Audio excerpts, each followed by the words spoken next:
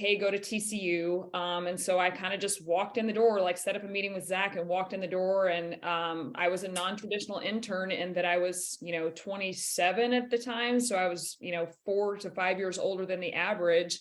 So I also had coaching experience under my belt. I'd been like a head powerlifting coach and run some girls off season stuff. So I had that aspect of it down. I just didn't necessarily have all the like X's and O's in the weight room. And when I came in, they had the golf coach at TCU had fired like her previous 3 strength coaches for, whatever reason.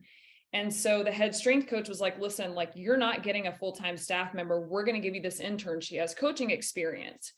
And so I kind of went in there and like you've got to always negotiate between what needs to be done and what the coach wants to be done. And so I was able to kind of like draw that line really well, or I guess walk that line really well. And so when it came to my departure at the end of the semester, she fought for me and Zach fought for me to have a position.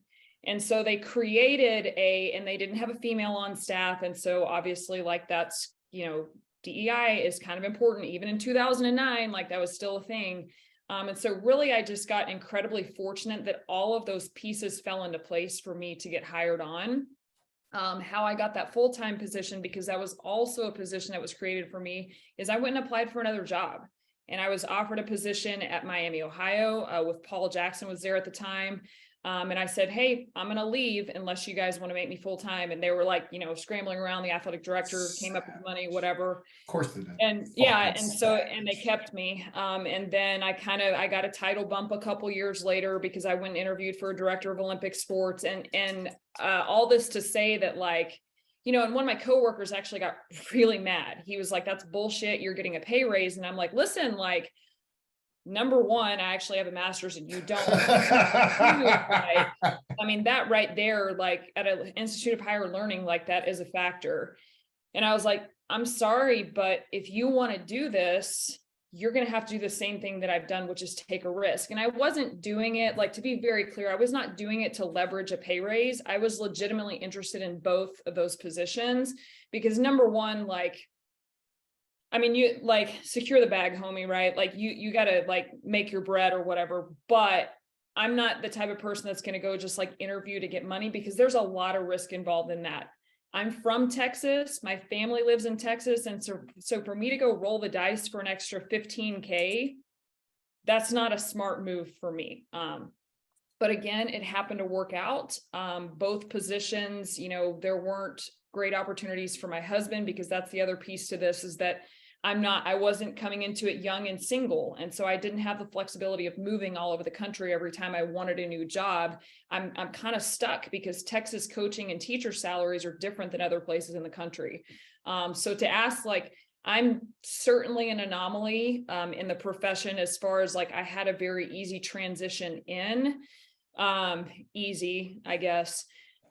So I can't really tell you what to do other than like be really, really good at what you do and learn how to manage people, because ultimately me being able to strike that relationship and that compromise with that golf coach is what kicked off the start of that, kind of snowball career at TCU.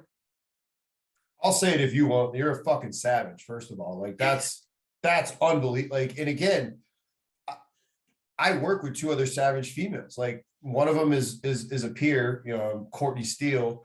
She was one of our interns, and like she's a fucking savage. And Kate, she's my colleague. She's my assistant director of football performance. But like, you're a fucking badass, and that's awesome. That you should I'm saying it because you should be proud. Like, fuck, I'd be very proud of that. Like having the courage to say those things and to do those things, because I was having a conversation with, I'm going to ramble for a quick second, so bear with me. Having a conversation with them last week about how I was like, man, I felt really uncomfortable when I was working with softball. I was like, man, we were in the head coach's office and I was the only guy and I'm in this different office and I'm surrounded by women. I was like, I just felt uncomfortable. And they're like, welcome to being a woman in strength and conditioning. I was like, fuck, I don't think about like I'm trying to balance that dichotomy between like, yes, you are a woman and I understand you're a woman. Like, Courtney, I went to your wedding. I watched you and your husband get married. Like Kate, I'm I've met your parents and your boyfriend, and like we talk about like when's your boyfriend going to propose. So it's like, yeah, I understand that you're a female, but I don't like, yes, DEI, and I know it helps the women that are on the university staff, or excuse me, the students be able to have a role model that they can look up to that looks like them. But at the end of this incoherent ramble that I'm giving, like what would be your 2 cents on what I'm saying, where it's like, what is it like to be a woman in strength and conditioning to balance that? Because I actually just had Carmen Bott on the other day, and she's like, I'm not a feminist. She's like, I'm a fucking humanist. So I'm like, how do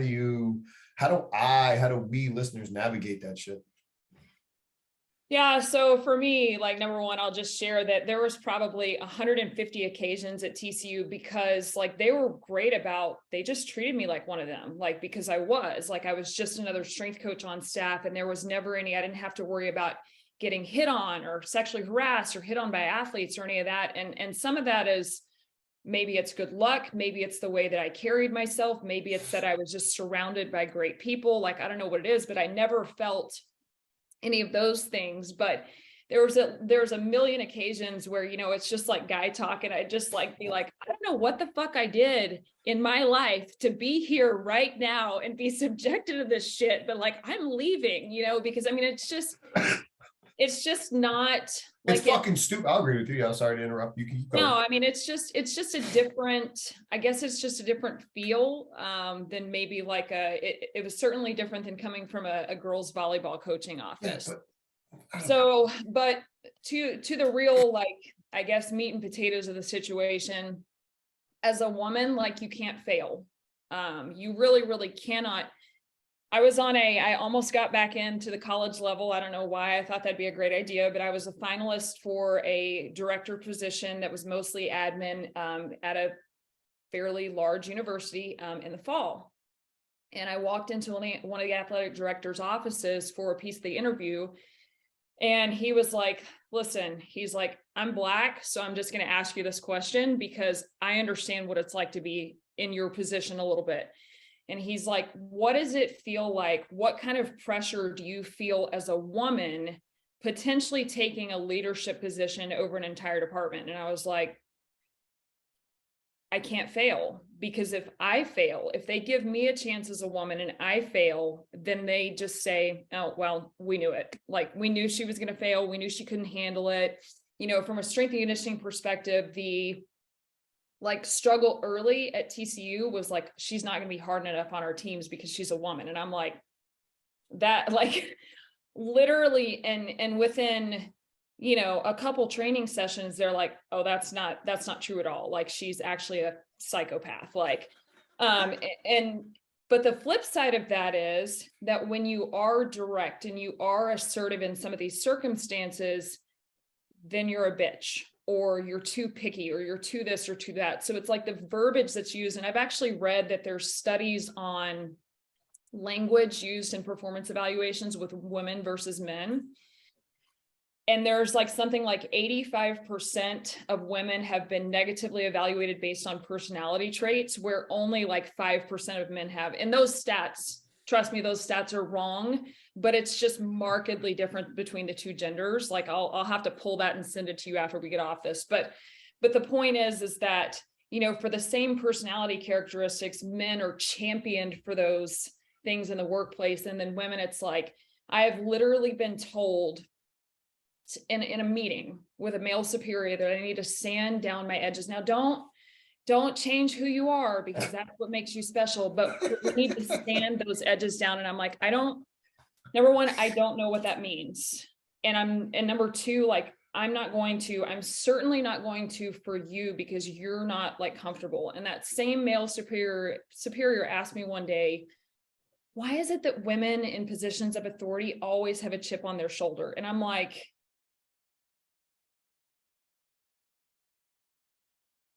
congratulations on making it to the end of the video. Why don't you celebrate by watching more videos just like it? You can also help us on our quest to placate the algorithm gods by liking, sharing, subscribing, and commenting. Thank you.